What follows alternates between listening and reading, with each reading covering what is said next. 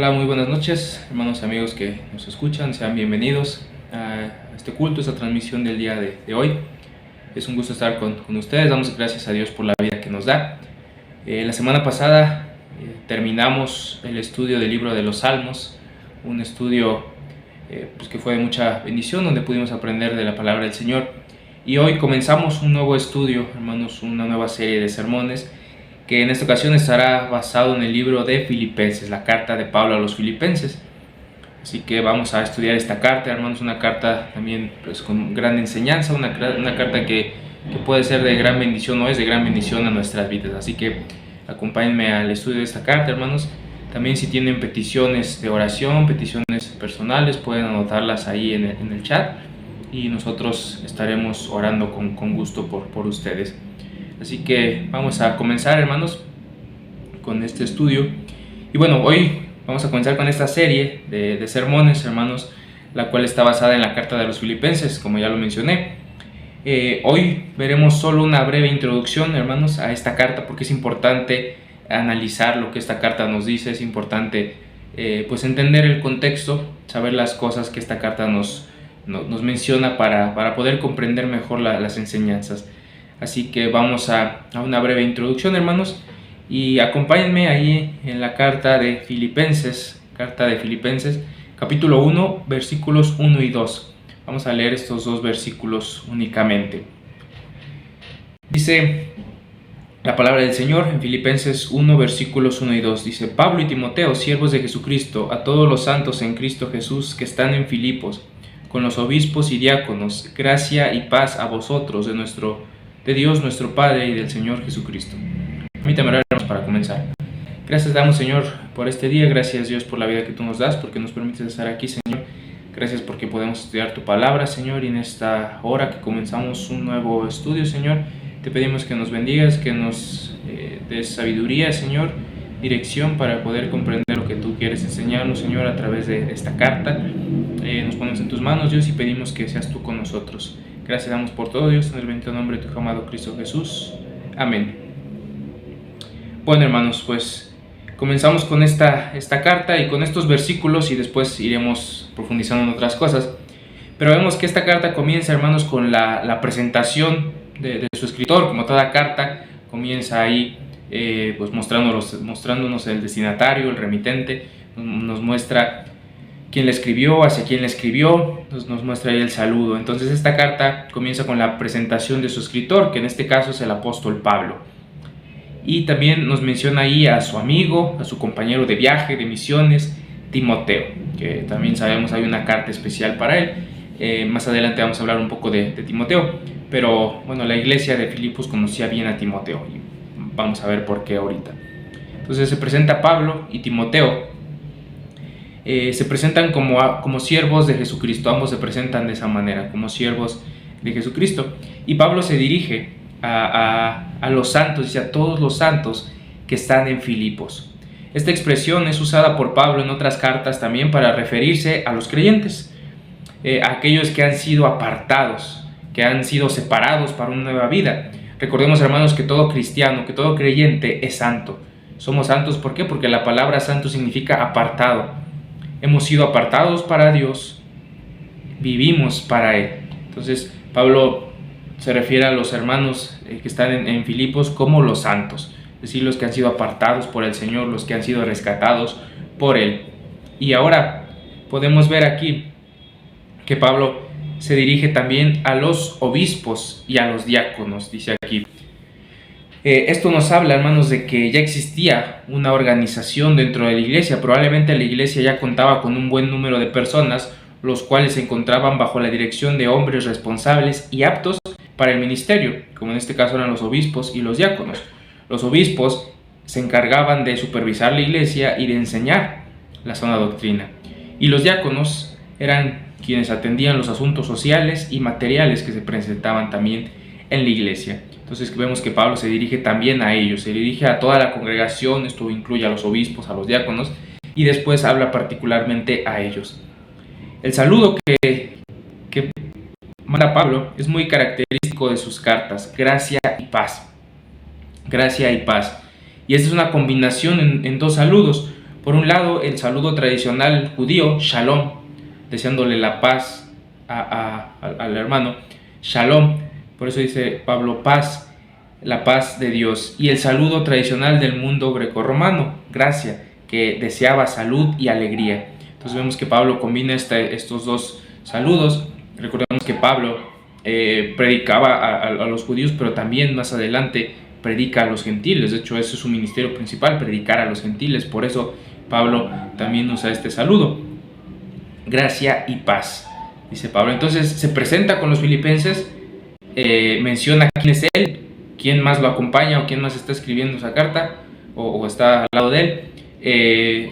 También menciona a quién se dirige esa carta, dice a los santos, a los creyentes que están en Filipos. También habla a los líderes que están ahí y los saluda. Bien, hermanos, y bueno, ya teniendo esto en mente ahí, viendo estos primeros versículos, profundicemos un poco acerca de la iglesia de Filipos y sobre la carta que estaremos estudiando durante los próximos meses. Y bueno, hablemos un poco de la ciudad de Filipos. Filipos era una colonia romana que se encontraba ubicada al extremo oriental de Macedonia. Anteriormente se conocía o se le llamaba Crénides, ese era el nombre de la ciudad, antes de ser una colonia romana. Pero en el año 356 a.C. fue conquistada por Filipo de Macedonia, padre de Alejandro Magno, por lo cual pasó a llamarse Filipos y pasó a ser una colonia romana. La ciudad, sin ser la capital de Macedonia, sí era una ciudad muy importante, debido a sus riquezas mineras. Había mucho oro y plata, lo cual la hacía un centro urbano muy importante. Entonces era una ciudad muy importante y una colonia romana. Esta carta, hermanos, de Filipenses, también pasamos un poco con la carta, se encuentra en el grupo de las llamadas cartas de la prisión del apóstol Pablo. Ahí están las cartas paulinas que escribe Pablo a los romanos, a los corintios, a los filipenses, a los efesios. Y de este grupo de cartas, que son las cartas paulinas, hay otro grupo de cartas, que son 4 en específico, que se les conoce como las cartas de la prisión. ¿Por qué? Bueno, porque Pablo las escribió desde su encarcelamiento o desde su cautiverio.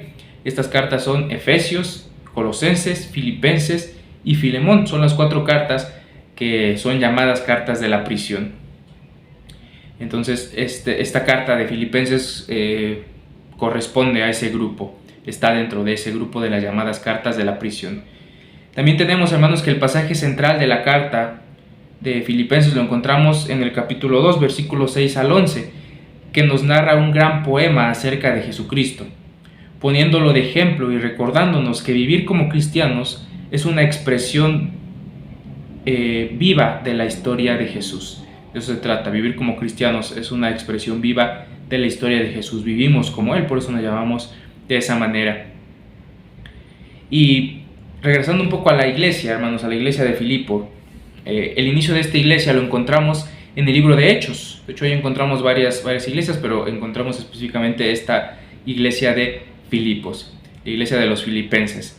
La encontramos en el libro de Hechos, capítulo 16, versículos 11 al 40, durante el segundo viaje misionero de Pablo. No vamos a leer todo por el tiempo, para que no se haga tan extenso, pero déjenme hacer un resumen de lo que nos cuenta estos versículos, este capítulo.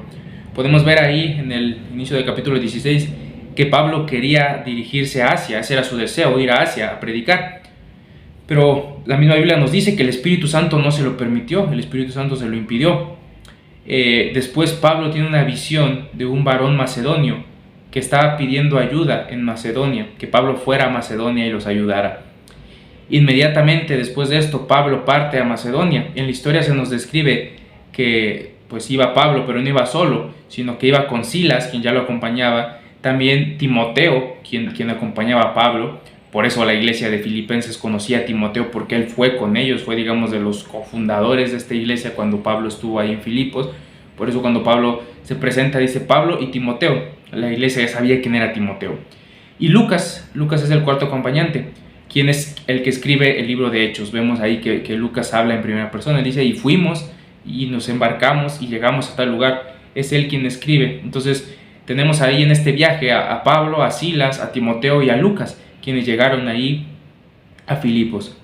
Y vemos que el apóstol Pablo, hermanos, tenía una estrategia para predicar, para evangelizar, y es que él iba a las sinagogas a predicar, a evangelizar. Sin embargo, pues en este lugar quizá no había, porque el único lugar de oración que se encontró fue a las afueras de Filipos, cerca del río, que al parecer en este lugar se encontraban mujeres o se reunían mujeres para orar a Dios. En este lugar es donde Pablo conoce o se encuentra con una mujer llamada Lidia, quien se dedicaba a vender púrpura, un tinte muy especial. Ella junto a su familia vemos que creyeron en el Evangelio, creyeron en el Señor y también fueron bautizados. Ella misma en el pasaje nos dice que hospedó a Pablo, pidió que se quedara ahí con ellos. Voy a leer simplemente ahí una porción de la escritura. Dice el versículo 15: y cuando fue bautizada y su familia nos rogó diciendo: no habéis juzgado que yo sea fiel al Señor, entrad en mi casa y posaos, y nos obligó a quedarnos. Entonces esta mujer pues dice, obligó a que estos hombres se quedaran, estuvieron ahí en su casa. No sabemos qué tiempo estuvieron ahí con ella, no se nos dice el tiempo que estuvieron.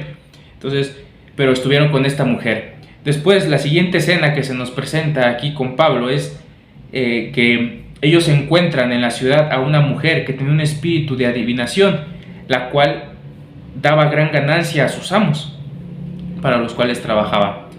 Pero vemos que esta mujer, cuando ve a Pablo y a sus acompañantes, vemos que empieza a decir algo, empieza ella a anunciar que ellos eran servidores del Dios Altísimo. Dice versículos 17 y 18, voy a leerlos del capítulo 16 de Hechos. Dice: estas, refiriéndose a la mujer, siguiendo a Pablo y a nosotros, daba voces diciendo: estos hombres son siervos del Dios Altísimo, quienes os anuncian el camino de salvación. Y esto lo hacía por muchos días. Mas desagradando a Pablo, éste se volvió y dijo al Espíritu: te mando en el nombre de Jesucristo que salgas de ella. Y salió en aquella misma hora. Entonces, dice que por muchos días esta mujer iba repitiendo lo mismo, pero dice que esto no le agradó a Pablo. Entonces él, ¿qué hizo? Echó fuera a este espíritu de adivinación, lo cual pues indignó a estos amos. ¿Por qué? Porque esta mujer, al ya no tener este espíritu de adivinación, hizo que perdieran mucho dinero, o iban a perder mucho dinero, ya no iban a tener negocio. ¿Qué hicieron estos hombres? Bueno, pues acusaron a Pablo y a los que lo seguían ante las autoridades. Los llevaron ante las autoridades acusándolos de alborotar al pueblo y enseñar costumbres que ellos no aceptaban. Dice que los azotaron con vara y después de muchos azotes los echaron a la cárcel. Esta es la segunda escena. Después tenemos una tercera escena en donde vemos a Pablo y a sus compañeros, a Timoteo, a Lucas, a Silas, en la cárcel. Ellos se encontraban ahí. Mientras se encontraban en la cárcel, dice que estaban orando y estaban cantando himnos a Dios. Y mientras ellos estaban haciendo esto, dice que vino un gran terremoto, lo que provocó que las puertas de la prisión se abrieran y las cadenas de los prisioneros se soltaran. Al ver esta escena, el carcelero pensó que los presos habían escapado, así que tomó su espada para matarse, dice la escritura, ¿no? Él estaba decidido a matarse porque pues, se le habían escapado los presos, era su trabajo, y ahora ya no estaban ahí. Entonces él estaba decidido a matarse, pero Pablo le gritó diciendo: no lo hagas, no te hagas daño, estamos aquí, todavía estamos aquí. Entonces cuando el prisionero fue, vio que todos estaban ahí, no habían escapado. Así que este hombre se postró, dice, ante los pies de Pablo y de Silas, quizá porque pues sabía por qué los habían ingresado ahí a la prisión, porque había escuchado de ellos, no sé. Entonces se postró delante de estos hombres preguntándoles: señores, ¿qué tengo que hacer para ser salvo? Y es aquí donde encontramos uno de los versículos quizá más conocidos de la escritura y del libro de Hechos. Dice el versículo 31 del capítulo 16: ellos dijeron: cree en el Señor Jesucristo y serás salvo tú y tu casa. Este es un pasaje muy conocido, creo, de la Biblia en general y del libro de Hechos. Entonces este hombre preguntó: ¿qué debo hacer para ser salvo? Pablo contestó esto, o estos hombres contestaron esto, y efectivamente eso sucedió. Este hombre también creyó al Señor junto con su familia y también fueron bautizados, nos dice más adelante. Después de esto, encontramos que los magistrados de aquel lugar deciden soltar a Pablo y a sus acompañantes al enterarse de que son ciudadanos romanos, ¿no? Y les piden que salgan de la ciudad, y Pablo les dice: todavía que nos azotan, sabiendo, todavía que nos azotan, pues ya nos dejan ir así libres, ¿no? Sabiendo que éramos ciudadanos romanos. Entonces, pero ellos les pidieron que salieran de la ciudad a estos hombres. No sabemos exactamente qué tiempo pasaron en Filipos, no sabemos qué tiempo pasaron en la casa de Lidia, no sabemos qué tiempo pasaron con el guardia ahí. Dice aquí que la escritura que esta mujer pues, les decía lo mismo, esta mujer que tenía el espíritu de adivinación les decía lo mismo una y otra vez, dice, durante muchos días, no sabemos cuántos días fueron.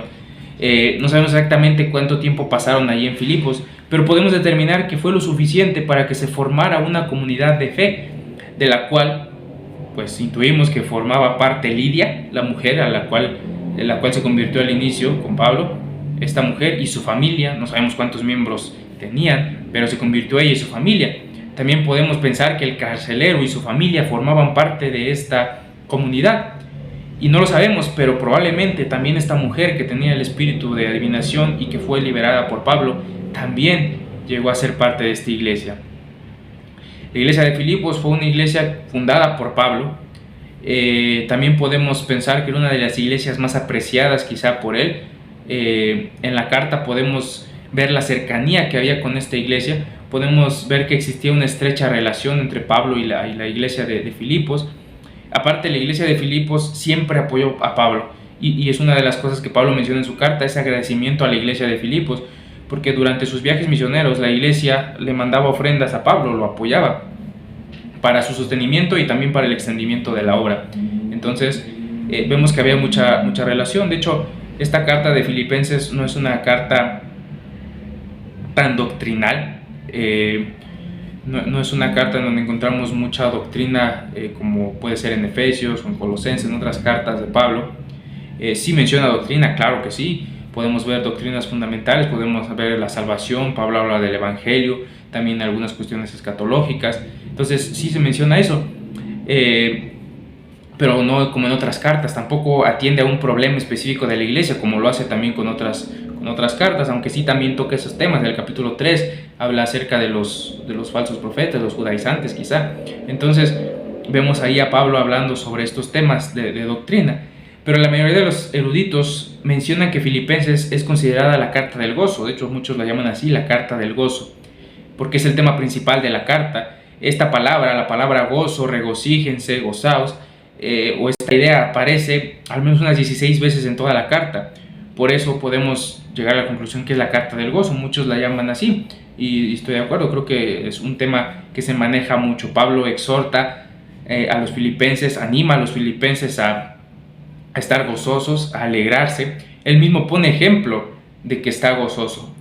Él mismo describe que está gozoso y él mismo exhorta a los hermanos a que tengan gozo.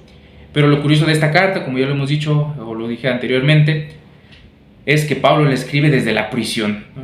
¿Y quién de nosotros pensaría que alguien escribiría con gozo desde una prisión, estando encerrado, esperando la sentencia, ¿no? Que podía ser la muerte?